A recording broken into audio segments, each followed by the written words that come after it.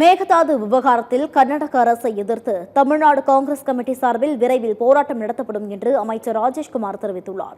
சத்தியமூர்த்தி பவனில் செய்தியாளர்களை சந்தித்த அவர், கர்நாடகாவில் காங்கிரஸ் ஆட்சி இருந்தாலும் மேகதாது அணை கட்டுவதற்கு தமிழ்நாடு காங்கிரஸ் ஒருபோதும் அனுமதிக்காது என்று கூறினார்.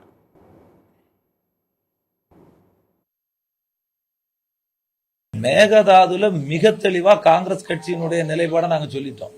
ஏன்னா நீங்க ஒருவேளை நினைக்கலாம், காங்கிரஸ் கட்சி கர்நாடகத்துல காங்கிரஸ் கட்சி ரூலிங்ல இருக்குது, அதனால நீங்க எப்படி உங்க நிலைப்பாடு. எங்களை பொறுத்தவரையில மிக தெளிவா எங்களுடைய மதிப்பிற்குரிய மாநில தலைவரும் தெளிவா சொல்லியிருக்காங்க.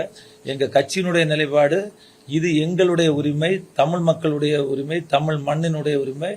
அதை எந்த காலத்திலும் அதுல நாங்க சமரசம் செய்து கொள்ள மாட்டோம். எங்களுடைய மாண்புமிகு நம்ம தமிழ்நாடு காங்கிரஸ் கமிட்டி தலைவர் அதற்கான ஒரு போராட்டத்தை முன்னெடுக்க வேண்டும் என்று சொல்லியிருக்காங்க.